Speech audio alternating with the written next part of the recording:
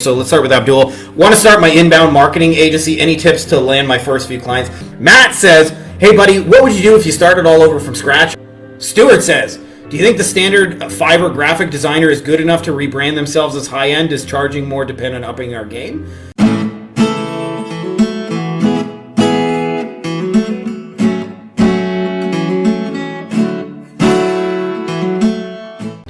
What's up, guys? We live? Did it work? The shit show supervisor's in town. If you guys knew what it's like having 3 young kids, for those of you guys who have young kids, you can relate. I am legitimately the shit show supervisor. That is not an act. Let me just turn this down. I got a little Mario music to get us in the mood. For those of you guys who remember the old Mario 64, that was one of the water levels you swim through. I forget the name of it. Couple little announcements before we get rock and rolling about all the cool stuff you guys are building. Just want to give you guys a heads up. I am building, and it's already there, but I'm building it to the just nth degree. I believe we have the most leveraged system in the agency game. And leverage to me means inputs relative to cash and clients and outputs and things you want, meaning like least amount of input and work. I don't want to tell you guys it's no work. Anybody who says that is lying, but we're just doing value in a leveraged way. And it's, as a result, like I send 1 to 5 messages a week. I do a couple hours of content with people and they distribute all my stuff. And people come to me and say, I want to buy your shit. And that's it. That's the whole system for acquisition anyway. And then obviously there's, fulfillment side. And we do our onboarding all set up in checklist and have VAs manage that.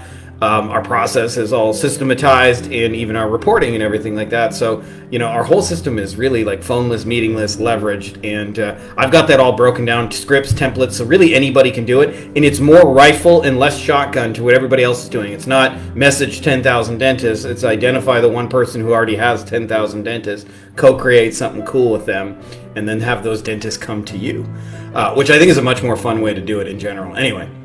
So, for those of you guys who are interested, I put a link below. You can check that out. If you're watching on YouTube, you don't see the link. It is at beyondagencyprofits.com/wolfpack. Anyways, let's get into the good stuff. Ladies and gentlemen, boys and girls, children of all ages, Frankie Finn proudly brings to you our weekly Q&A. Switched it up a little bit today. So we got some good questions here. You guys are just asking better questions, and I think you're gonna get better inputs out of life just on the basis that you guys are asking better questions. First up, we got Stuart. Stuart's questions were really all about offer making, and I'm gonna do a whole training on this this week and we may kind of do that as a standalone as well. But he says, in the context of SEO, pay-per-click, a website, or Facebook ads, can you give some examples of what you consider to be good offers? Let's take the example of web design. You see offers all the time on this to the extent that it's become a race to the bottom on price.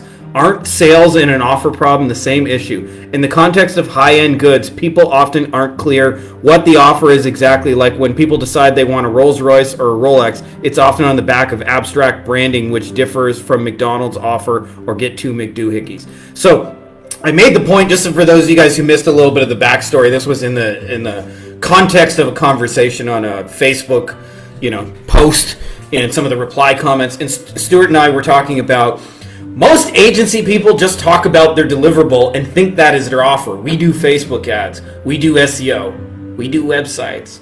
We'll make a funnel for you. We'll get you some appointments. Like everybody thinks those are we got to go high level SaaS. And those are actually deliverables, not an offer. And so I mentioned what McDonald's does is McDonald's puts an offer right on their damn sign, right? Like get two McDoohickies for $2.99. And this is very important because once they have an offer that sells, they don't depend on the pimply-faced teenager to be a sales and conversion machine. And so I was making the point in the post, for those of you guys who missed it, that most sales problems are really offer problems. And they seem like sales problems. And because people identify them as sales problems, they try to fix them with sales. They try and get better scripts. They try and hire better people. They try and get better at handling objections. And I'm not saying any of those things don't work. But man, those are the hardest fucking way to do it. If you fix the offer, what happens is McDonald's doesn't need good salespeople because the offer sells itself. Another example, Apple, like, regardless of what you think of the iPhone, especially when it first came out and you could put like 1,000 songs on it and take pictures and have all your apps, like that was a strong offer. And so they didn't depend, like none of the Apple salespeople are trained in sales at all. They don't know fucking anything about selling, but it nonetheless sells because the offer sells itself. And so they don't depend on, people selling the offer. What's up, Abdul? I'll get to that question in just a second. Anyway, point I was making is that, like, if you fix your offer, the sales become easier. So Stuart gave the example of, like, hey, web design, like, it seems like it's a race to the bottom. And I'll tell you, if you sell your thing as your thing, it is a race to the bottom. And a lot of this is positioning. And so if you just understand this, we have a whole offer formula that I've kind of included on some of our info products and things like that. It's sold probably $30 million worth of shit, like not like one or two little shekels. It's worked time and time again for us over like 20 years. And one of the staple pieces of it is if you can just conceptualize irresistible offer as being almost synonymous with irresistible outcome, you'll be better. So for example, if you sell the deliverable as the deliverable, race to the bottom. So perfect example of this, graphic design. Graphic design, personally, that's some shit I get on Fiverr. Like, I have my book cover, I got it designed on Fiverr. I paid $10 fucking for it, right? Or something like it, maybe $20. Maybe I was feeling like a baller that day. And if you sell the hammer as the hammer, if you sell your tool as a tool, it's a race to the bottom. That is very different than if you say, you pick a high value who and a high value outcome. So for example, if you say, I design New York Times best-selling covers for New York Times best-selling authors, you probably get 10 grand for the same graphic design service, right? So part of an irresistible offer is figuring out a high value who and a high value outcome and putting those together and then putting a price on it. So for example, I experienced this in web design, since you gave the example of web design. For years in web design, whenever I sold websites, like, I had a hard time getting people to pay me $1,000 in the early days. Like, $1,000 felt like fucking pulling teeth. I don't know how it was for you guys. That shit was hard. Like, people didn't want to pay $1,000 for a website. Like, I don't know, $1,000. I got a cousin, uncle, brother who designs websites. He can do it for $400. Okay, I'll do it for $399. Like, it just felt like a race to the bottom, as Stuart said. One day, I had a plastic surgeon come to me, and he was already a client of ours. And he said, I really want to sell mommy makeover patients. Now, unbeknownst to me, mommy makeover patients are like one of their more expensive procedures. They usually start at like $40,000 and up. And so for him, like, that's a high value kind of patient, client, whatever you want to call it. And so he said to us, do you think you could make a mommy makeover website? Now, for those of you guys who make websites, what's the difference between making a plastic surgery website and a mommy makeover website? Nothing, right? Just send me different images and copies, but like the process is the same. So I said, of course. Then he said, do you think people are searching for it? So I went on the Google machine and I looked, and sure enough, people were in fact searching for it. Like, it wasn't crazy volume, but it was like 500 to 1,000 a month in his city. So I said, yeah, people are searching for it. And he said, do you think we could rank for it? And I did a little bit of just basic analysis to see the competition. He was like, shit, this is easier than the plastic surgery stuff. And he said, okay, that's it. I'll pay you. I want a mommy makeover website, and I want to rank for mommy makeover keywords, and you guys are going to do mommy makeover SEO. And so he paid me like no problem for that. And what was interesting to me is at that point forward, I was still selling SEO and websites and a little bit of pay-per-click here and there, but mostly SEO and websites, like 90% SEO and websites. And whenever I would bring up the, hey, we can build a mommy makeover site and rank for mommy makeover keywords, sold in 5 minutes. And it was super, super easy. And why? Because they weren't buying the deliverable, which was a website. They were buying the outcome, which is, I want mommy makeover patients, right? I want my high value $40,000 people. And so whenever we sold that, like, there was no proposals, there's no call me, there's no I'm shopping around, there's no can you write that up and send it to me in an email and I'll get back to you on that. It was just like, here's my credit card every single time. And so we kind of tapped into an irresistible offer accidentally. And for those of you guys, this works in almost any industry. It's instead of just making a website, make a website to sell their most expensive thing. So if they're a coach, help them sell their $40,000 mastermind. If they're a roofer, help them sell the $250,000 commercial roofing jobs, right? So when it seems like it's a race to the bottom, it's almost always because you're selling your thing as your thing and not selling the outcome it provides. I do graphic design, race to the bottom. I design New York Times best-selling covers for New York Times bestselling offers, the opposite effect. You can charge 10 grand and people go, oh, I can't believe how cheap that was. Whenever you're going, hey, we make websites for roofers, race to the bottom. Whenever you say, we help you sell commercial roofing. So think about the outcome your person is after. And really the website or the SEO or the pay-per-click or whatever is just a vehicle to get to that. And if you can do that, what you'll find is people will pay. And then simply put some pricing and terms around it. So if I knew what I knew now, which by the way, I didn't back then, but I would be selling mommy makeover websites left and right. And I would say, hey, we got a website that's working to get mommy makeover patients. I'll just give you the website for free and let you try it for 2 months. And if you like it, at the end of those 2 months, I will charge you $199 a month for however long you keep that website. And I would resell the same website over and over and over and over. And it would be irresistible, not because like I'm gonna make you a website, nobody gives a fuck about that, because it sells your most expensive thing for you. That's the actual offer, by the way. That's the outcome they're after. And so if you put some pricing and terms on that, you can sell a whole bunch of it. And of course, in my case, it would have naturally led into, well, you need to get ranked in order to sell it. So I hope that clears the mud a little bit. There's more to it on an irresistible offer than that. But if you can just think about your offer as an outcome, a deliverable is not an outcome, right? Like I compare this to a plane ride, because what happens is, airlines all sell airlines as airlines. Hey, we got comfy seats, we got more leg room, we allow extra bags. The other companies don't allow an extra bag. They have 3 peanuts in their little bag, we got 6.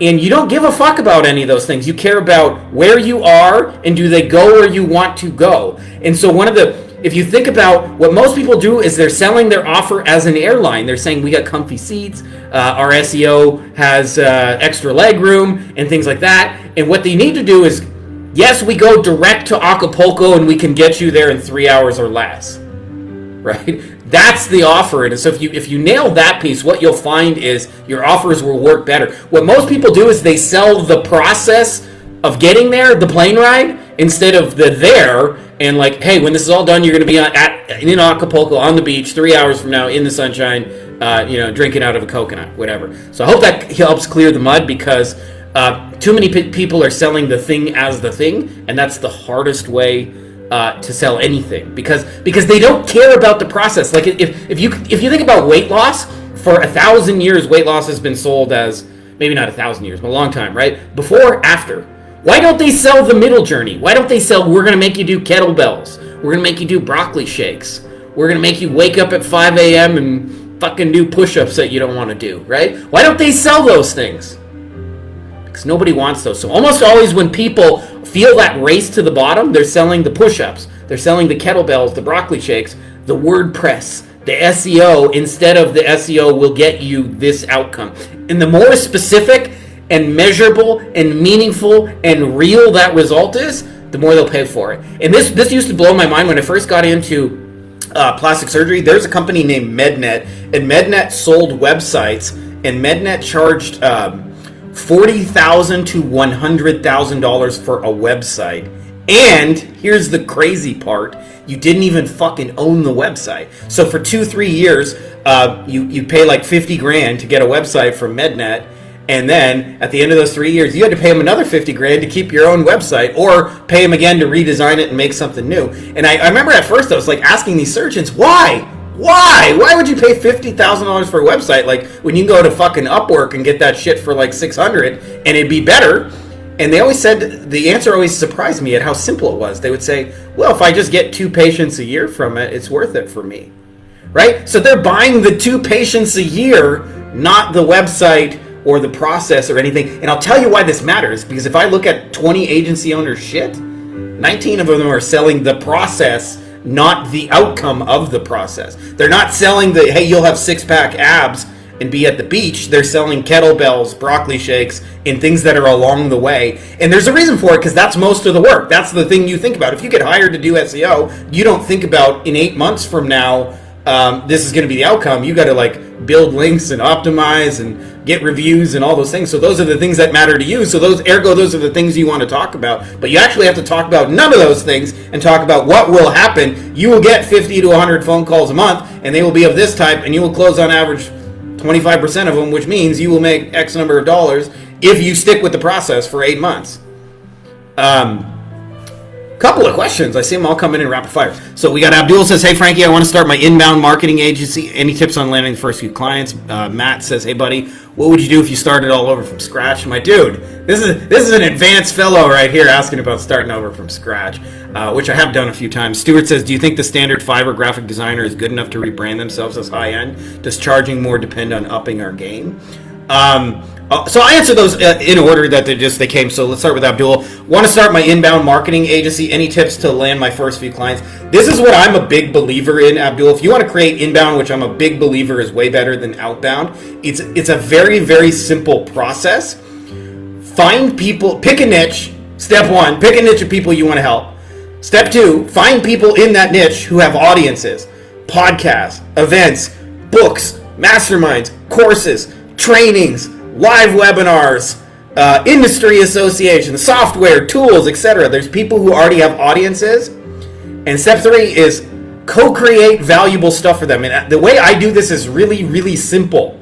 I give away ideas for free and charge for the implementation. So we got a guy, for example, Chris, in our mastermind, who's a real genius, and he's helping HVAC companies with a Go high-level review service. So they hire or they buy his software. It helps them get a bunch of reviews. Ergo, they rank better. They get more phone calls. All that kind of stuff. Okay. All he's doing is he goes with the HVAC people and he teaches them how to get reviews. The very thing he's selling. And what happens is 8 out of 10 of those HVAC and plumbers think, well, that sounds cool, Chris, but I don't want to fucking do that. Like, I have no fucking interest in doing that. So if that's the case, then the only option they have is to hire you, right? So, but the reason I mention this process is because you're giving value to their audiences by teaching them how to get reviews and showing them things that work and showing them that things that will improve their life. And then they come to you for help on the implementation, and it creates all the inbound you ever need. And the key by doing it, as I mentioned, you pick a niche and then you start with people who already have audiences in that industry, is even if you're at fucking zero, it doesn't matter because there's somebody who has 10, 20, 30, 50, 100,000 people in that space already.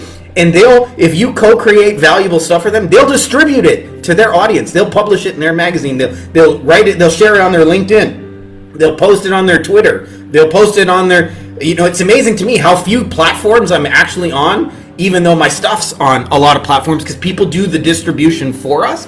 And that's really it. It's really 3 steps. Find people who have, or pick a niche, find people who have audiences, share valuable stuff.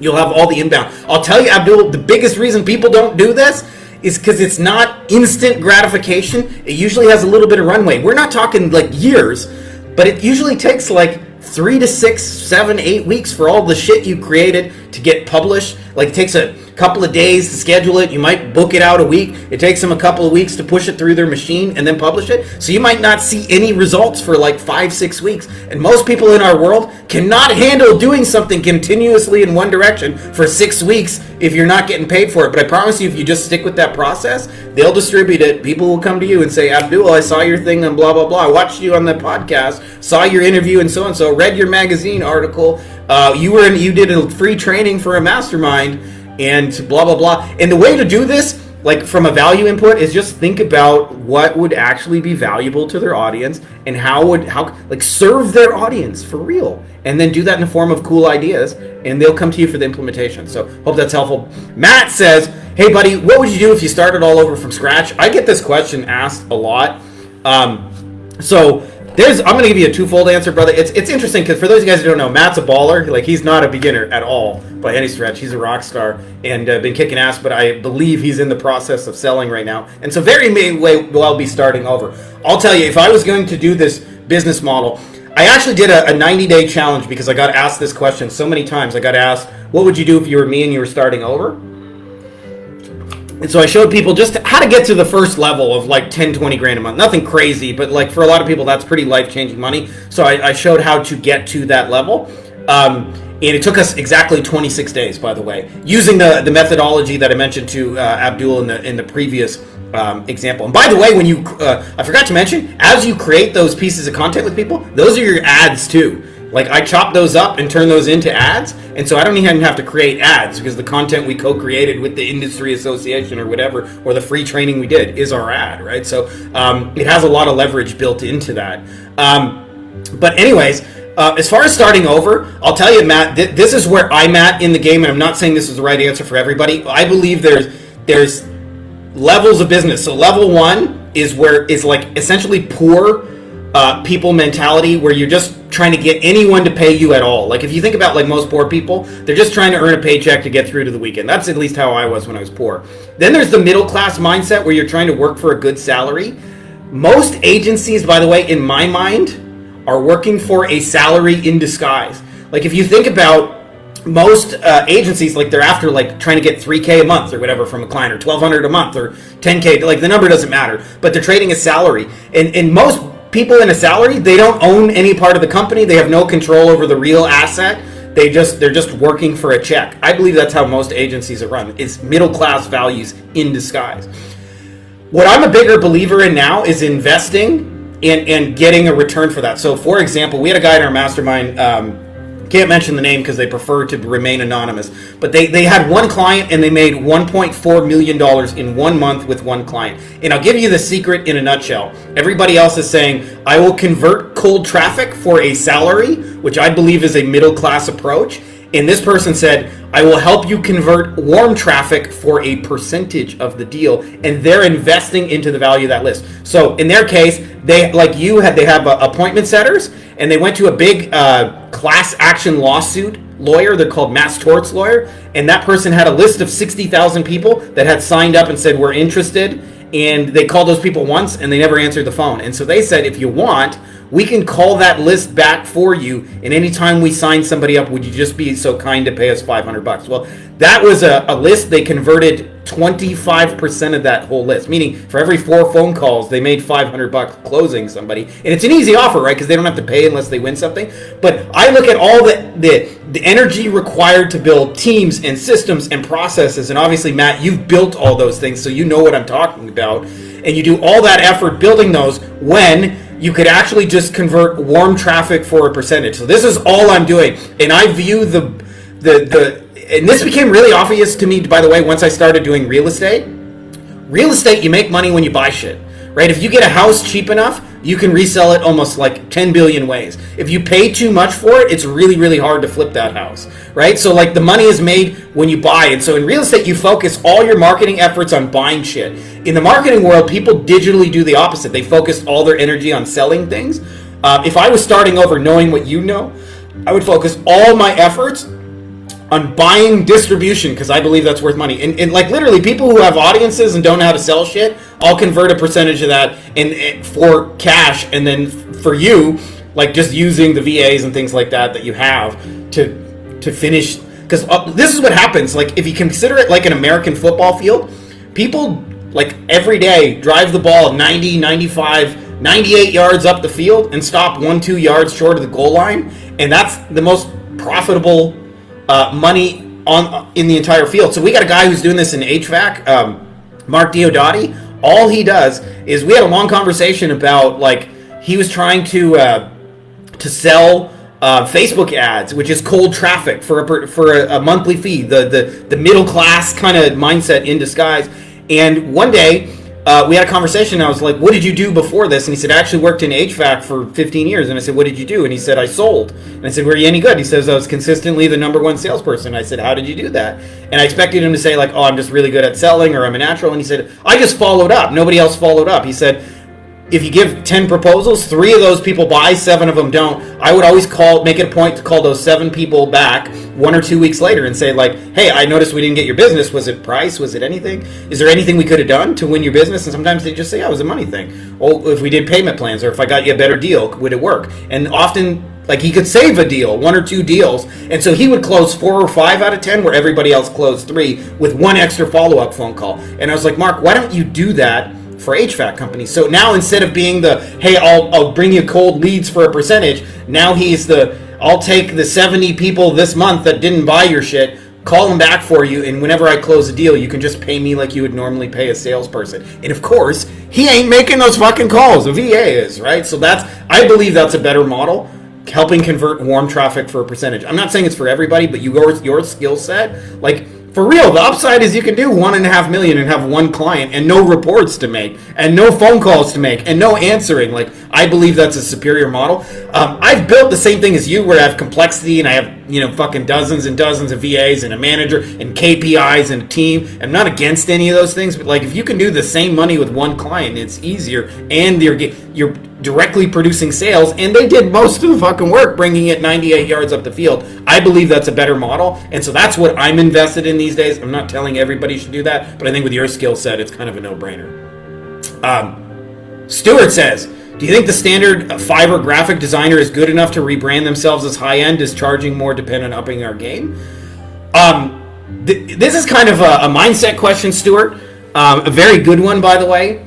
I believe that part of just charging higher prices and working with better people is what I call just appointing yourself a mayor of Cool Town. I see this in the coaching space. I'm sure you guys know what I'm talking about. Coaches never feel fucking ready to coach people, so they're always looking for the next certification. Like, I've got friends who have 0 coaching clients that got 14 fucking certifications, but none of them like enough to just go work with somebody and actually fucking help them.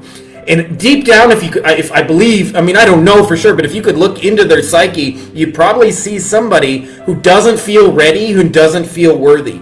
So the hardest part of like massively upping your status in an industry and saying, I work with the Premier League kind of A+ people, and I charge top dollar for it, is just being okay with that you made it up. I call it appointing yourself the mayor of Cool Town. And I'll tell you where I experienced this.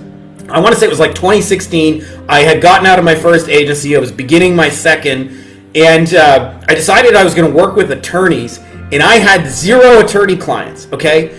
And I knew 0 attorneys in real life. I didn't have a friend who went to law school. I never worked with a lawyer. I never hired a lawyer. I didn't know anybody who'd hire. Like, I literally knew 0 fucking lawyers. And I went on LinkedIn and decided I was going to start prospecting for lawyers. And I remember changing my profile in 2016 to say attorney marketing expert. Now, I got to tell you a little bit on the inside. Like, I felt pretty naked, like full of shit, right? Like, I'm like, how are you going to call yourself an attorney marketing expert when you don't know anybody and you never done this before? But you have to be okay with, if you want to work with like top people, is just appointing yourself the mayor of Cool Town, saying, I work for these high value people and I produce these high value outcomes. And knowing that in the beginning it's probably going to feel a little uncomfortable and a little incongruent with who you are, and knowing that you will grow into that.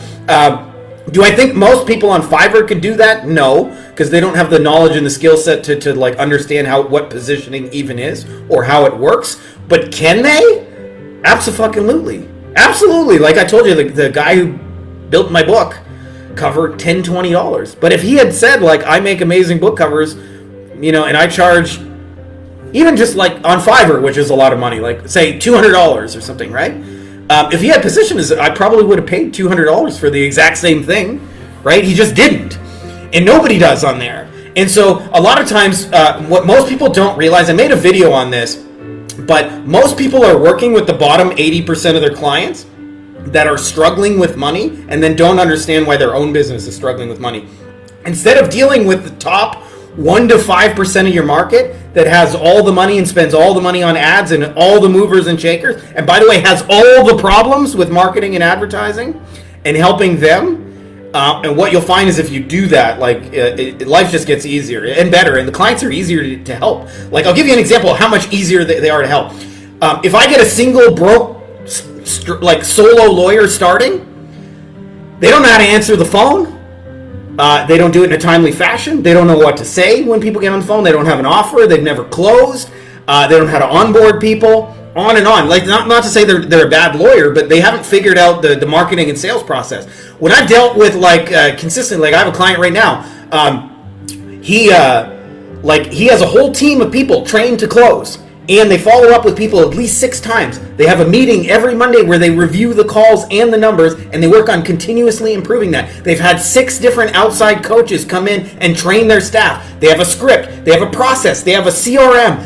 They have a process where they have to call people back within 3 minutes of when they fill out the email form. Now, if you're generating leads, which one of those people do you think is going to be easier to help? And a lot of people treat them, well, they're both lawyers, they're equal, and I promise you they're not. If you work with the top 1 to 5% of your marketplace, it'll be easier. But having said that, can the average Fiverr person figure that out? Probably not. But can they do it? Like, there's nothing stopping you. The biggest thing that stops you is between the ears of feeling like, I'm not ready. I need another certification before I'm ready to work with the top dog. And ironically, those are the people that are easier to help. Like, you're more qualified to help them because they're already starting with more. They have more resources. They have more help.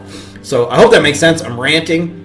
Chris Amaro, the man. Dude, we got to hang out. Are there limits within targeting a very specific group with Facebook ads or the other platforms? My target audience would be people looking to fix their immigration status through a specific means. I'll share this with you privately, Chris, and anybody else who's interested. I have a targeting process. I'm not saying it is the targeting process, meaning like I hate when motherfuckers are like, if you deviate from the Frankie Finn system, you're going to be a fucking loser and your shit will never work. It's what works for us. And what I do is I simply identify the 7 things that people buy most in the industry. And this just came out of real life shit, just, you know. So like a lot of my methodologies came out of like, for years and years, I spoke at a lot of conferences. And if you speak at a lot of conferences, you see the same people, you meet the same vendors, you shake hands with a lot of people, you see the same like clients in the audience and things like that. And what I found is, at first what I noticed is that I would see the same vendors over and over. Sorry, desert dry throat here. That's one of the side effects of living in the desert. So what I mean by that is, you see the same guy setting up a booth, like 12 conferences in a row. And you're like, dude, this is the 12th conference in a row. And you figure, well, that shit must be working, right? It must be working. They wouldn't be paying for a booth just out of the goodness of their health. It's usually like anywhere from like 3 to 10 grand for a booth. And you do it 12 conferences in a row. Like, you're not just spending 60, 100 grand just on the booth, never mind flights and accommodations and all those kind of things. You're not doing that just out of the goodness of your health. And so you notice that thing must be selling. And what I noticed is when I thought about this longer and longer, and I'll just give them to you guys here, but I have it organized into a list, is that there are 7 things that I've seen sold time and time again. First is expertise, coaching, consulting, masterminds, whatever. Second is like what I would call the content curators, the podcasts, the YouTube channels, the LinkedIn. Then I would say communities, usually on Facebook and LinkedIn, sometimes other places, sometimes they're in real life, but usually Facebook and LinkedIn. Then there are industry associations, especially if you're doing offline brick and mortar stuff. Then there are live events, conferences, workshops, those kind of things. Then there are software and tools, and tools in our industry, tools are all like digital, but in some industries, it's like the nail gun 9,000 and the floor washer 8,000, whatever tools they use to accomplish the job. And then the 7th is other marketing services. And this just came out of like, I just saw the same people again and again, and I just started mentally categorizing, and they all sort of fell into those 7 categories. And the reason I tell you that is those 7 categories are things people buy. I use those as targeting options in everything we do. I do this on Facebook, I do this on YouTube, we do this on Google Display. I'm not really running any Google search ads right now, but if I was, I would probably come in some side door opportunities based on that. And that's all we do, is I target based on things people are buying, because it indiscreetly gets the buyers. For example, if I'm in the agency space, one of the categories is software and tools. So I know, for example, if I target everybody using Go High Level, that's a more likely to pay for something agency owner if they're paying, anywhere from $99 to $4.99 a month for Go High Level plus, SMS usage and things like that. That's probably a more serious agency owner than somebody who maybe just got started, right? 5 minutes ago, nothing against any of you guys who just got started, but there's levels to it. I know you're far more likely to be a buyer of that thing. So I know if I target Go High Levels people for an agency offer, it's probably going to work better. So all I do is reverse engineer those 7 things, and that's kind of our targeting juice. I just shared the nudge, and it starts with targeting things they're already buying. I cannot express this enough, because I trust behavior, not words. I know they're spending money because they're spending money. And what happens is, if you follow this line of methodology, you'll get in front of audiences that people aren't competing with. So like on YouTube, for example, I've shown this example lots, but there's a CRM in the legal space called Needles Case Management. And needles case management is really only used by big law firms, big, successful, have a lot of money kind of law firms. Because if you're a starting lawyer and you've got 5 clients, you probably don't need a CRM. But if you got a staff of 100 and 3 satellite offices and you're trying to manage 10,000 clients in a year, like, you need a CRM. You have to have a fucking CRM. And so the only lawyers who look at needles case management are the ones who got the money and the ones who are about to spend money, right? And the ones who are considering spending money, right? So I'll like run a YouTube ad in front of that channel, and it's not a high volume channel, and it doesn't get, like, I can't even spend that much money on the ad. I might be able to spend like 75 cents a day, but who's seeing that ad? All the high-end buyers, right? So I really have hyper focused on this, and I kind of have a saying: if you go into any industry, like 80-20 says 10 to 20% of the people are going to be actual buyers of the thing you sell, and 80% of them will never buy your shit, right? So I want to be 100% known by the 10-20% who spend all the money, and if the other 80% knows me, that's a cool side effect, but I'm not aiming for that. I'm aiming for, I just want to be hyper-targeted in front of the buyers. So I got a little document, I'll share that with you, but that's basically how we do it. It's just, I figure out all the shit they're buying, and all the answer to buy, if you don't know what they're buying already, you just Google it. Like, let's say you get into dentists. I don't know what a dental conference is. Dental conferences, dental masterminds, dental coaching, dental authors, dental software, dental tools, right? Like, the dentists who buy all the chairs and the drills are the same ones who spend all the money on the marketing, right? So that's kind of our process for reverse engineering. Hope that like kind of simplifies that for you. Next up, we got Basil says, if you're trying to get the ball rolling with acquiring distribution or forming partnerships for licensing, and the first step of that usually depends on your social media posts or DMs being seen by enough of the right people, but the social media algorithm's not giving you enough exposure. How do you overcome or break through that? So before the problem was the attitude of buy my shit, now the obstacle is look at my shit. Facebook, for example, is a big throttle, it seems, with group posts or DMs getting enough exposure, especially to the right target audience. Are there other social media platforms in particular where this isn't an issue? I think there's some assumptions in here, my man. Basil, because like how we're doing it, I would say 40% of the job is just doing research, figuring out who the right people who have the distribution already. This is a step everybody skips. Everybody's so eager to go get a dentist. Nobody tries to figure out how the dental market already works. Who spends the money? Who built up the flow? Who has the audiences? Who has influence? Who do they pay attention to? Who do they look up to? Whose book did they read? Who's got the most prominent YouTube channel? People skip all that step and then just go straight to like, let's just get dentists, right? I believe that little bit of research at the beginning will save you mountains of effort later, right? It allows you to be leveraged. And so for me, I ain't trying to make posts and have people magically discover. And I just reach out, like if there's a dental podcast, that's distribution. What does it mean to have an audience of 10,000 people? Distribution, right? So, and you'll see this distribution, like a couple examples in the 90-day challenge with the water damage stuff. I would co-create content with the industry associations, and they would publish it on LinkedIn. They would publish it on Twitter. They would publish me on, I don't know, all these different fucking platforms, right? Their Facebook page and on, right? I'm not doing that. That's their own distribution network and people who like, know, and trust them that they share valuable stuff with, right? So when it comes to getting distribution, like I ain't trying to, I'm not using the put a message and hope they find it. I'm directly messaging the person. Now where people screw this up, horribly by the way, is they send automated copy and paste scripts. And I'll tell you, if you send me a copy and paste automated shit, and I'm sure this is true of most of you guys, I don't even feel the need to respond. Like I don't feel like I owe you a response if you send me some automated shit, right? On the contrary, if you actually took the time to write me personally, I feel the need to respond to every single one of those people, right? So sometimes I'll get a post, I can see in the email preview, like the first sentence, it says, hey, Frankie, I read your book, blah, blah, blah. All of those get replies. So the biggest obstacle, by the way, that stops people from even getting replies or getting in front of the right people is thinking it's a script. It ain't a fucking script, right? Like, there's no magic line you're going to say to every girl that's going to work. The first thing I always talk about, always, is them and what they're doing. them and what they are already doing.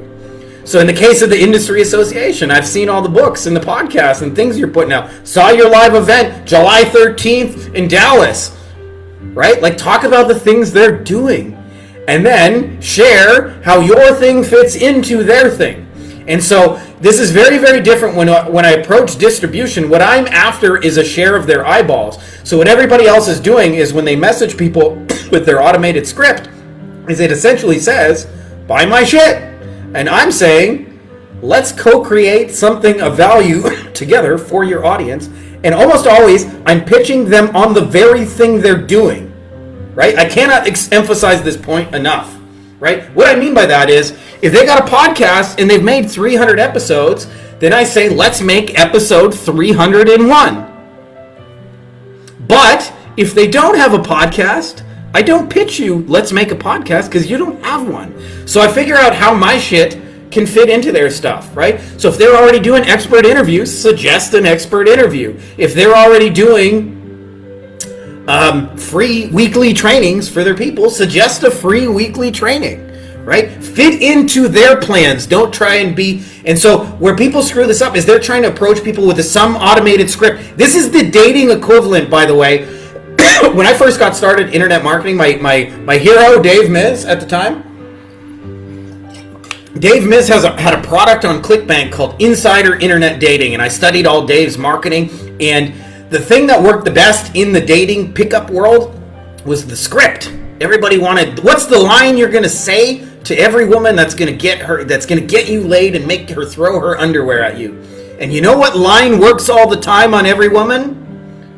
There is no fucking line. That's the line.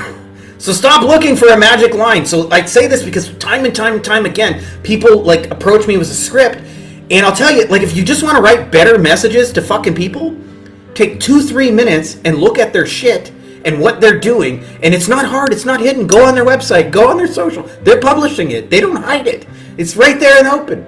And then see what they're doing, and then talk about what they're doing. It sounds so simple, but you'd be amazed at how many people miss. Because what do you think they care more about?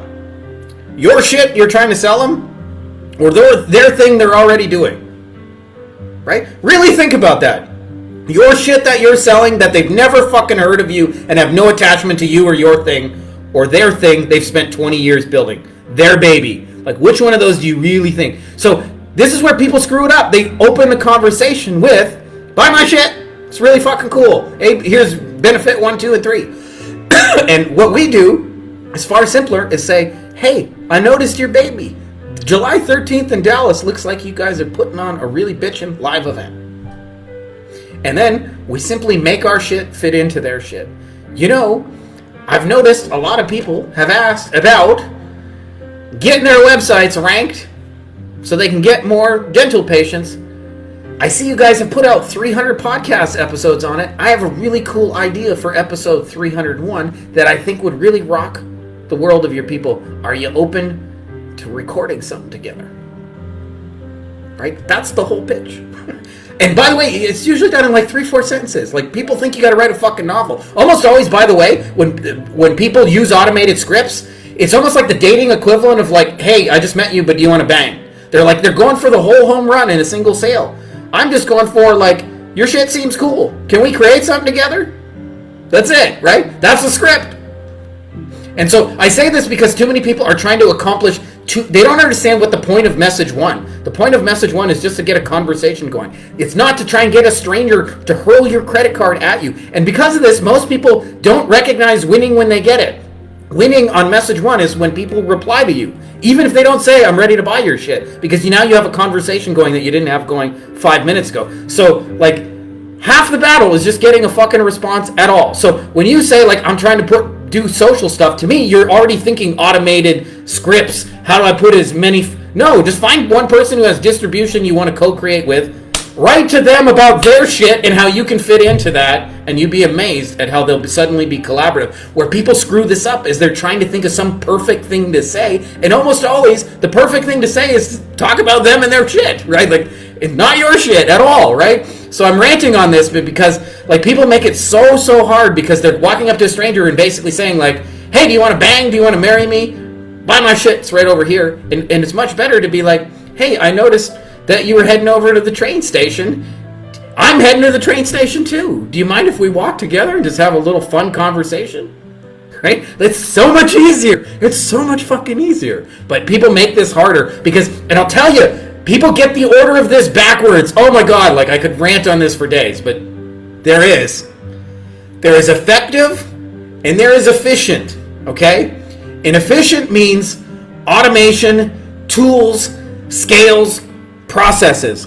People always try and jump to this, and the problem is this is step 2, not step 1. Step 1 is effective, make the shit work, and then automate it, and then scale it, and then do it. And people almost always try and do 2 first, and go, what's the script? How can we put it into go high level? How can we send 10,000 bad fucking messages? Instead of, let's get it working manually, and then figure out how to automate what's working manually. So I say this, your job is not to try and reach 12,000 fucking influencers. It's to message one and get a conversation going. It's to message one source of distribution and get a reply. And until you crack that piece, don't scale, don't post, don't automate, don't do any of that shit because it's all a waste of time. You're trying to bring technology and scale and automation. And how do I get seen? Here's how you get seen, by the way. You go to the paid ad system, you give them your fucking credit card, and you say, show these ads. That's how you get seen. You know why most people don't do that? Because their shit ain't effective, right? Why would you spend a bunch of money on paid ads if you just lose money on it, right? So all paid ads do is they add fuel to either what's working or what's not. This is why I like, everybody else is like, hey, should I do organic or should I do paid ads? I think they work best when you do them together. Use the organic shit to figure out what's working, and then when you got a process in place that works, strap some dynamite to it with paid ads. Like, I don't think they're separate systems, but everybody else thinks like it's a one or the other. So I'm ranting here, but I hope this is a quality rant for you. A little shop of horrors, Chris says. Want distribution? Come on down to Frankie Finn's Morporium. That's right. I'll tell you, this is the thing that trips people up is like, they think more sales, more leads, and more, instead of just thinking like, let's just get one of these working. And almost always it's more work to get one working than people originally think, because you have to write a good message. You have to have a bit of back and forth conversation. You have to know what they want. You have to do a little bit of research. You have to do a little bit of homework. You have to be able to make an offer that they can easily say yes to. In order to do that, you got to do 5 minutes of research. Now, is that entirely a long, difficult process? No. But people are so ready to skip to automation that they just scale shit that don't work. I can't tell you the number of times people bring me broken shit and go, how do I scale this? And it's like, you haven't sent one fucking message that worked. Why are we going to send 10,000? Anyways, I hope that's helpful. I know it's ranty, but I want to save you so much. I want to save you guys so much misery of just trying to get people to talk to you about cool shit, because it doesn't have to be as hard as people make it. It just really doesn't fucking need to be that hard. And it's very simple. Stop trying to get your script right and say this perfect thing and do this thing, and just start talking to people about what they're doing and start serving their mission, and you can have your own selfish interests, right? Like, I have selfish reasons to be on that podcast. It ain't just because I'm doing this for charity. It's because you already know 10,000 fucking dentists, and I want to sell a lot of services to dentists. But in the short term, I'm going to focus on your mission, your podcast, creating the best episode we can create together, and giving you real value that you can then share with your audience, right? So that inevitably on the back end of that, I get what I want, right? So this is, but you have to put your own needs aside first. And I'll tell you, like, just messaging people. I'll tell you the people who have this the easiest. If you've ever had to sell face to face, because instead of just like getting ghosted, like on the internet, when you send a bad message, usually you just get ghosted. But if you ever had to sell face to face and you say some stupid shit, you see the immediate reaction on somebody's face. I used to sell chocolate bars door to door. And after a while, like, you get bored of like, hey, you want to buy some chocolate bars? And you try different things. You start saying, this is for charity. Would you like to support some charity? And you say, I'm a cute little kid. Would you like to buy chocolates from a cute little kid? And you try some shit. And sometimes they go, well, you ain't a fucking cute kid to me. Like, kid, you're like 14, right? Right? So then you realize I probably shouldn't use that cute little kid line because that didn't fucking work, right? But you see that immediately when you send an email and they ghost you, you don't know that, like, they thought that was a really fucking dumb thing to say. So anyways, that's enough of that rant. Duran says, what software do you all use for customers to route their lead gen calls? I'll give you a couple. I'm not saying I'm the expert on this, but we have a lot of people using a lot of tools. CallRail is probably the most popular because it has like really great tracking and analytics and things like that. I think it's like $40 a month starting there. Don't quote me on that. We use it in our real estate business, but I'm not using just the basic package. I think we spend like $200-300 a month or something like that. But $40 a month, I believe, somewhere in that ballpark, maybe $10 more, $10 less, something like that, and you can get a number and you can track it. There's option number one. Option number two, Go High Level does this. A lot of our folks like Go High Level. You can get a number through Twilio. You can track it and measure it and all that good stuff. And then option number three, Google Voice. If you actually want to do it for free, we've done it for a couple times for years. If you don't want to spend the money and you're just testing an idea, Google Voice is actually the best way to go. You may, for different reasons, want to do more or whatever. But in the meantime, like Google Voice, that's your jam. Hope that's helpful. Jonathan says, hey everyone, what's your approach when a client prefers not to use direct debit and requests invoicing instead? Do you just do invoicing for them? All right, Jonathan. I feel like today is just old man ranting at cloud, but I'll tell you a story that kind of illustrates the point I'm about to make, okay? So part of the reason, by the way, just so you guys know, like a little bit about me, part of the reason I'm so passionate about this agency stuff is because I literally am you guys. Like I have so much empathy, it's unreal because like your problems are my problems. Like I just relate to you guys. I love you guys. I love the shit you guys go through. And for about 10 years, by the way, I had nobody to talk to about this stuff because nobody, like literally nobody in my world understood what it was I was doing or building. Not even my girlfriend at the time could really fully wrap her head around what it was I was doing. And so it was like I felt very lonely and isolated. I don't know if you guys ever feel like that, but I felt like super lonely and isolated. And there was one other dude, my good friend Dan, and we would talk shop like once or twice a month. We would meet up and share everything. We were both doing SEO. I was doing it mostly as a white label agency for plastic surgeons, and he did a little bit for everybody. He was kind of a generalist SEO agency. And there were lots of like little ideas and stuff we both got from each other. He says I helped him grow and learn all this shit. And that's probably true, but he also did the same for me. It was definitely not a one-way thing. And I remember one of the challenges that Dan had that I did not have is he would say to me like every month, things like, this client hasn't paid.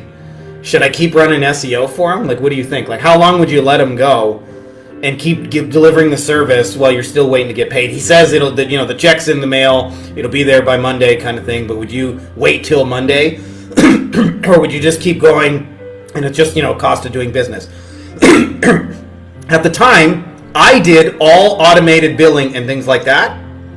Here's how big my accounts receivable was. 0. I never had to message anybody and chase anybody for money. I had all kinds of other issues. I had fulfillment issues and hiring issues and meeting requests and things like that. I don't want to make it sound like it was easy, but on the accounts receivable, it was fucking easy. I had 0 accounts receivable. And part of that was I just made it a condition of business, right? I just say, and the way you do this, by the way, the way I addressed it is up front. I just said, here's how we work. We set up our billing like this. It's automated, blah, blah, blah. Put your card into here and it'll take care of itself. What Dan did that was different is he invoiced everybody at the end of the month, and then he would have to go hunt them down, and he had a whole side business of collections.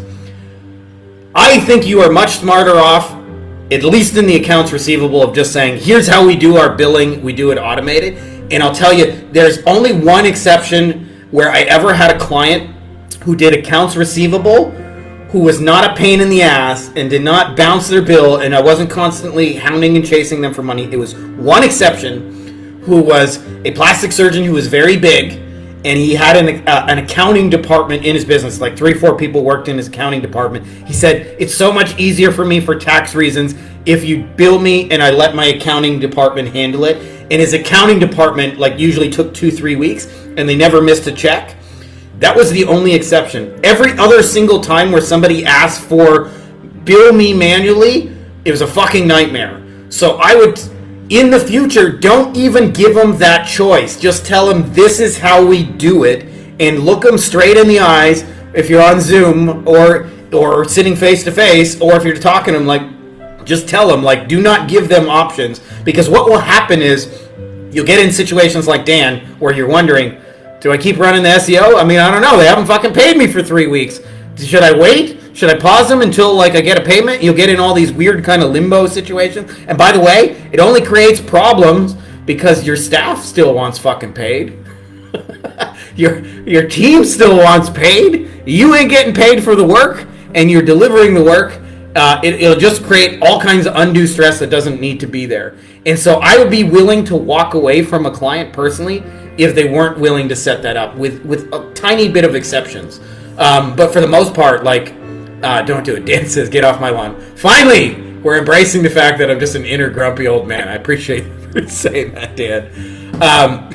But the reason I say that, Rand, is because don't make it hard on yourself chasing people for money. There's enough shit you guys got to worry about. Like, if you do SEO, like, just the amount of fucking Google updates you got to stay on top of, right? Like, and Google's trying this, Google's moving this away. Oh, they added AI, they're taking away AI. They just added an ad here. Now they moved from 3 to 7. Oh, they just moved this up here. Now backlinks don't matter. Like, the amount of shit, they just did a major update, the ranking. Like, you got to just pay attention just to that. The last thing you want on top of that is to be worrying, like, am I going to get paid this month or not? So I say that to you guys because, like, don't invoice people.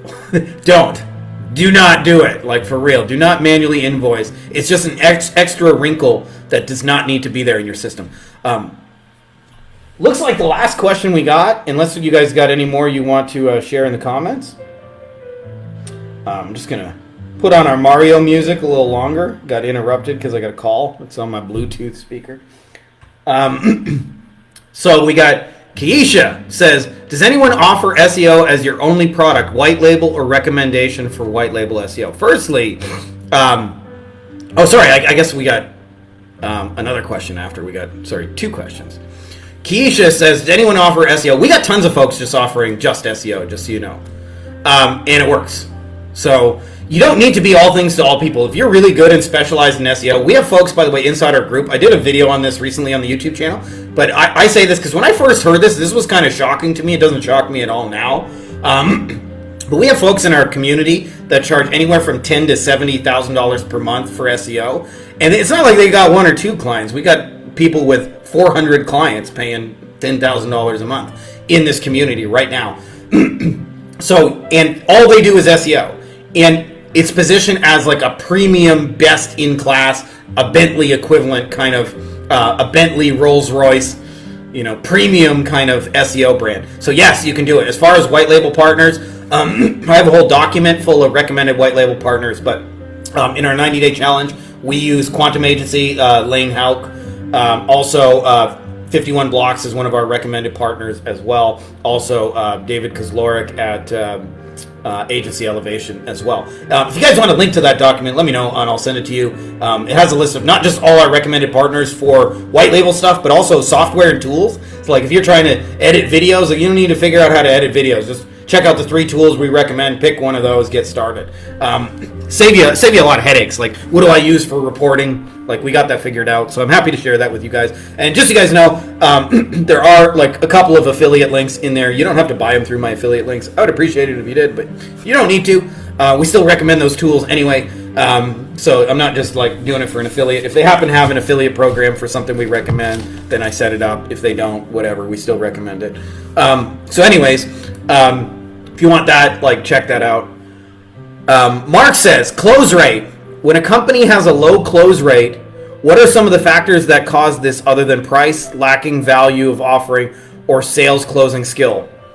When people have when they have low closing rates, whether you're talking about like an agency closing or a client closing, there's usually, I'd say, like almost always 3 factors. Okay? Factor number 1 is the offer is hard to say yes to. So if you're like having a hard time selling, and by the way, this happens to everybody. Everybody will have a hard to sell offer at some point. I did this for years with SEO, not realizing my SEO is a hard to sell offer. Essentially, my SEO offer was pay me a bunch of money for 12 months, and hopefully it works, but no guarantees because Google's crazy. But I've done it a lot of times, and it usually works, but I can't say 100 times out of 100 it works. In other words, pay me a long time, wait a long time, hopefully it works, but no guarantees. Right? Like that's a hard to say yes to offer. Right? I see now, I don't know the guy personally, but there's a guy in our space who's got an offer of like, we'll rank you first, and then we just charge you after your ranking. Right? Like, how fucking hard is that to sell? That's an easy to say yes to offer, right? I don't know, but they probably have delivery and fulfillment issues. That's a story for another day. But just making the point, that's an easy to sell offer. So offers, reason number one, people like can't close sales. Whether that's an agency or you're talking about your clients. Reason number two, and this probably more for your clients than you, but sometimes they're just too fucking slow. They're literally just too fucking slow. Meaning, like, I remember Seth Price, who's a genius here in our community and has built like an 8-figure plus agency and Inc. 5000 fastest growing companies kind of agency. And I remember he was talking about he had sent a referral to his dad, who's a lawyer, and he sent the referral to his dad on Friday afternoon, sometime like 2:00, and they ended up calling. They didn't call that person before anybody went home. The weekend passed. They tried calling that person back Monday afternoon, and that person did not answer the phone. So 3 full days had passed, and a number they don't recognize. Now, of course, to all of you guys, that would be no shock they didn't close that deal. And this was a Google lead that had like just filled out a form. And in most like really successful law firms, by the way, and this is true, like doesn't matter which business we're talking about, but they have a rule like you got 3 minutes to call people back. 3 minutes. 3 minutes and you might as well give up on that lead. Now, obviously, depending on what you're selling and how unique it is, you may be able to get longer than 3 minutes. But that's the point being, is like a lot of people just lose sales because they're literally just too fucking slow. So the time somebody's interested, they either let them cool off or they let them go and hire somebody else, and then they don't need them. So I had a story I wrote about this, but it was true. It's very interesting in Mexico because very rarely do they let you just buy shit directly. So almost always, if you want to buy a service, an event, like I was looking at glamping retreats where you go and you do fancy camping on the beach, and they have like beds and sometimes electricity, and some of them have like hot tubs and shit like that. And I looked at 4 different places and I messaged them all. And the reason I messaged them firstly is because they don't let me just book it on their website. And I messaged 4 places, and you got to WhatsApp message them all. Like, you got to write a message and say, I'm interested in your shit. Do you have these days available? So I said, hey, do you got Saturday and Sunday available? Place number 1 messaged me back 15 minutes later, and they said, like, you got to jump through a bunch of hoops. I won't go into the details of the hoops. Place number 2 said, yep, we have Saturday and Sunday. They took about 20 minutes. They sent me a booking link. I bought those. I bought it right then and there. Place number 3 got back to me in a day and a half. And I'm still waiting for the message from place number 4. It's been a month. I'm not holding my breath, but maybe one day somebody will find that missing WhatsApp message. Now, the reason I say this is because place number 3 will say, all those people are just tire kickers and they're bad leads. And it only seems like that because I already bought it from someone else. So I don't really feel the need to reply to you because you took a day and a half to get back to me.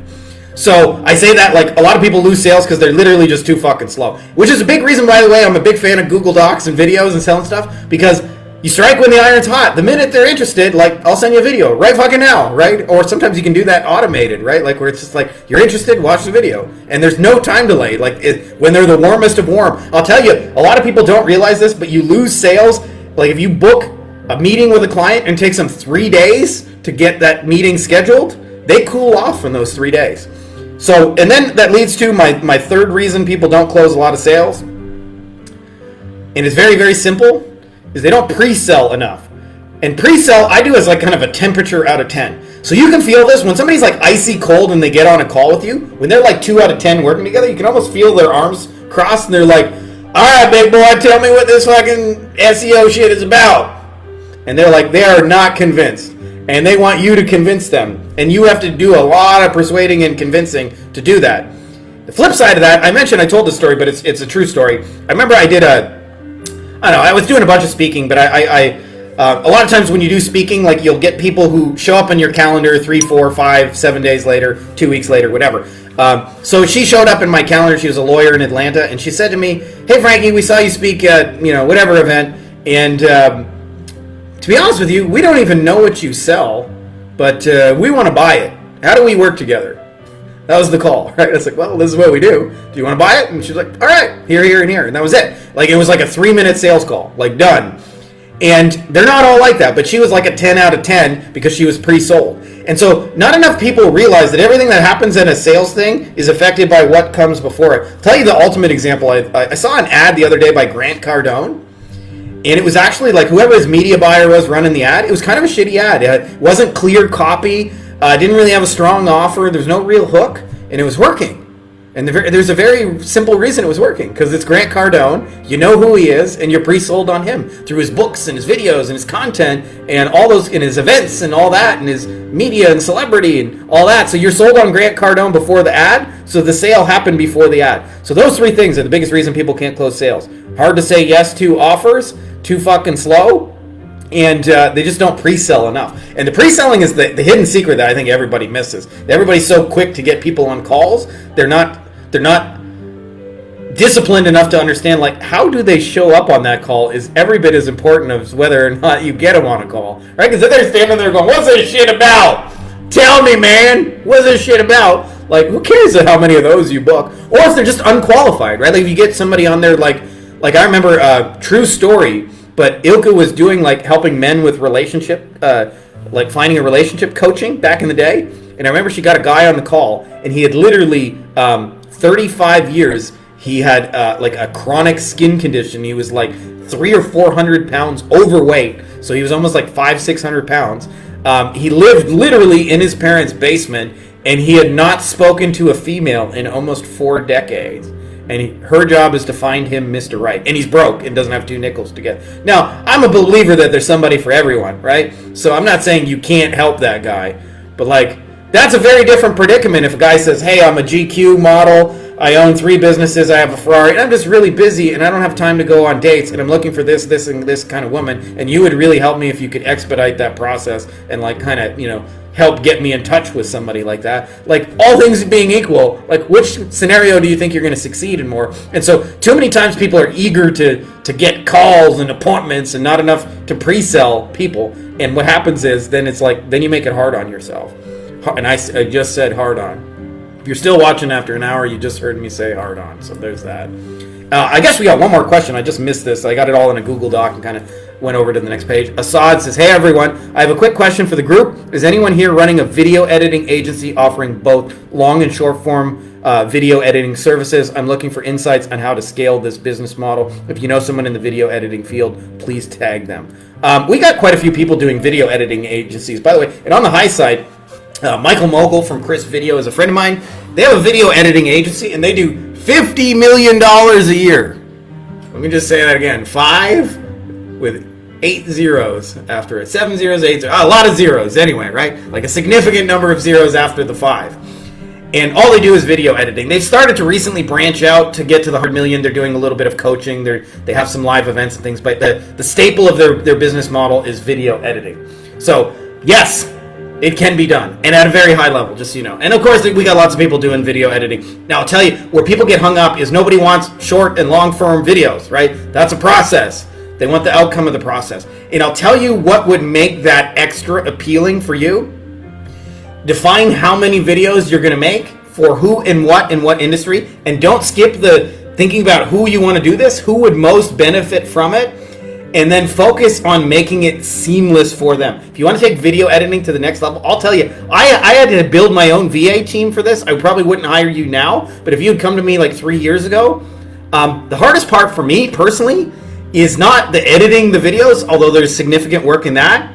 It's the posting that shit. Oh my God, it's a mountain of like title tags and hashtags and thumbnails and SEO optimize and all that shit. Now, I don't know. Personally, I hate all of that. And I'll tell you how I've got my operation set up from a content perspective is we batch record stuff, meaning like I shoot a bunch of videos at once. Sometimes I'll change my shirt in the middle of it so it doesn't look like it's just me sitting on a Monday afternoon recording like 20 videos in a row, but that's how it really is, just so you guys know.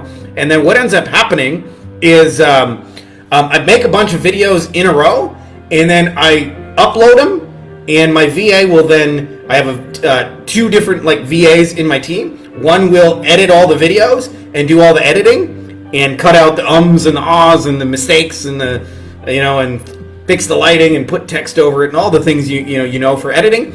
And then the other one will focus on posting that, and we have a different process for each platform. But I'm on TikTok, I'm on Pinterest, I'm on LinkedIn, I'm on Instagram, yeah, I'm on Facebook, and Facebook's really the only platform where actually real life me is active on. All the rest of it is managed by our awesome VA Karen and Mark, And so I say that to you because I think that's the most killer offer you can make, is just batch record the shit once a month, and we'll tell you what to say, and then we'll take care of editing, posting it, and distributing it for you. And all you got to do is just show up once a month, talk, and hit record. I think that's really appealing for a lot of influencers, and I think you could sell a lot of that offer, because I know, because I would have bought that. I'm not saying that would necessarily work on everybody, but there's so much misery associated with creating, distributing, and posting content that if you could just do that for them, I think like you'd probably crush it on that, because it's so fucking easy, right? Like, usually, by the way, and not enough people understand this, with busy, successful people,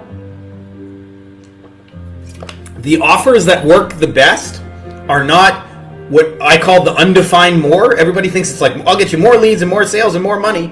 If a person's got money, like more money usually don't change their life that much.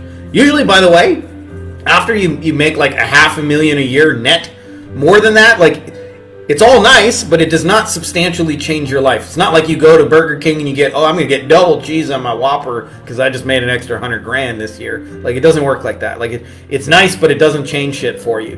What does change is the amount of work you got to do, the amount of fulfillment, the amount of requests on your time. So the more somebody says, hey, it looks like you got 20 plates over there and you're juggling a lot, can I just take 3 of those plates off for you?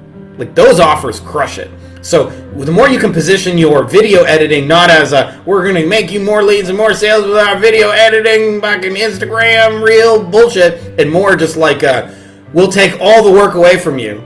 So you don't have to edit it, you don't have to chop it, you don't have to post it, you don't have to hashtag it. Just once a month, show up and batch record some shit, and then we'll take care of the next 30, 60, 90 days of sharing your shit for you. You make it that, and you take plates off of me, like, those offers tend to work really, really well, and they tend to work really, really well for people with money, and people with money tend to pay you for a long time for that, because you save them massive amounts of time, energy, and headaches. So hope that's helpful to you, because I think people don't need to make this harder than it needs to be.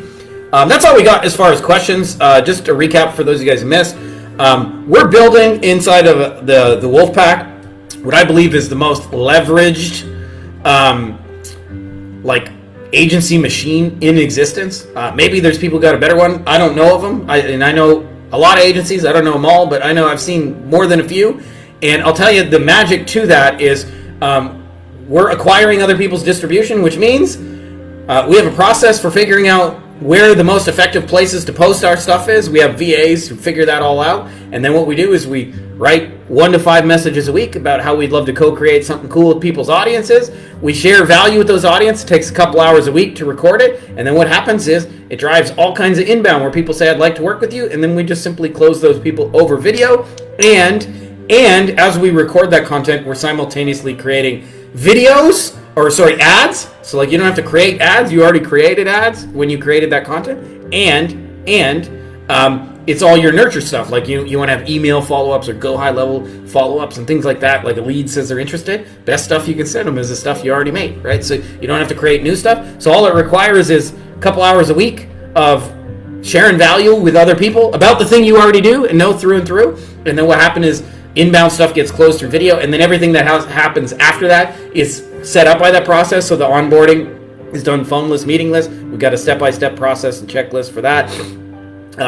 And then, a whole document full of communications and stuff you can send to people. And then as well, it's very easy to set expectations that you don't do meetings and phone calls with clients if the way you acquired them was without meetings and phone calls. Like if you jumped on a call with them to close them, they're going to expect you to jump on a call after. Like that's just the way the game works. But if you said, hey, like I want to respect your time, so I put all the details in a 5-minute video, then it's very normal to say, I'm going to give you an update in a 5-minute video, right? Like that it becomes congruent for that reason. And so what happens is our entire process, start to finish, is phoneless and meetingless, meaning acquisition is phoneless and meetingless, reporting and updates is phoneless and meetingless, and our our hiring is phoneless and meetingless. Like our hiring process, we also use videos and stuff to screen people. The magic of it is it creates an environment where hard work is getting done in your business, but that hard work is done by digital you. Let me say that again, because I don't think enough people really understand that. I believe the hardest working person in your business should be digital you, right? Like I was at the beach yesterday with my sister, and I'm not bragging, but it's just the way it is. But we closed like $15,000 worth of sales was, well, I was at the fucking beach, right? And so, like, that doesn't suck, right? And I didn't have to, like, stand there and answer calls and blah, blah, blah. It was a Sunday, right? Like, who knew that, people were buying shit on a Sunday. But what happens is when you have this leverage thing where digital you is doing the work, for us at least, what we experience is, like, I get a lot of payments where I have to go investigate where they came from. Like all hours a day. Why did somebody just send me $500 at 3 a.m? Why did I just get 10 grand? Why did I, like, that's a real experience in my world. And that's the effective leverage, because digital me works 24/7, 365 days a year, doesn't take Christmas off. The guy's a beast. Real me, I woke up tired as a motherfucker this morning. It was 6 a.m. My little girl Zelda came over. She had a nightmare or something. She wanted to cuddle up next to Daddy. At 6 o'clock, she was trying to adjust in her sleep and went boom and headbutted me in the back. And so I just woke up to a toddler headbutt. And I was like, what the fuck? And then realized she was asleep. And I was tired, man. Like, I was not ready to be awake at 6 o'clock. And so I was not on point. And I say that because the whole time, while I was not on, digital me was perfectly on.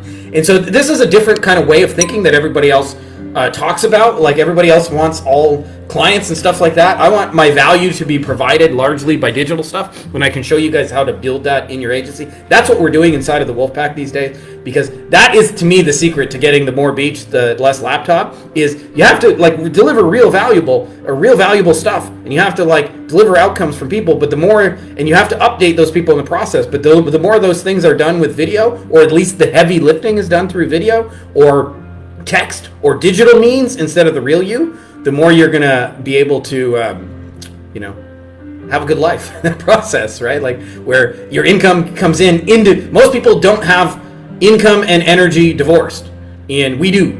And that's what I want to show you guys how to do, is, like, income can be divorced from energy. Now, having said that, I don't want to tell you guys, like, it's no work or anything like that. Like, I'm not trying to bullshit you and say, like, we don't do shit. It's more like set it up once so that it continuously runs in the background would be a more accurate description of it. Set it up once so that it continuously runs in the background. Like, when we work really hard to make our 5-minute videos, like, really effective and persuasive and convert, but once they're in place, like, I just send people to the same video over and over and over and over and over and over and over and over, and it just converts and converts and converts and converts, right? So I want you guys to have that experience.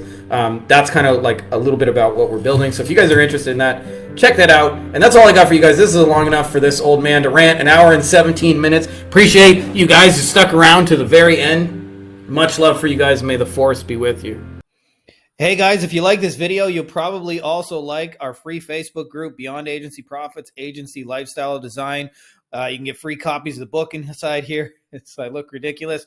We're doing weekly Q&As, giving answers to all your questions. Some of the best, smartest, brightest people. We've got lots of industry leaders doing 7, 8 figures and beyond. It's a literal who's who of the brightest agency owners that I know, as well as lots of tips on scaling and stuff, books that work. So if you're not already part of it, you're going to want to be part of it. So make sure to click the link. I put it in the description of the video as well as in the pinned top comment below. So just scroll down and you can join, and it's totally free.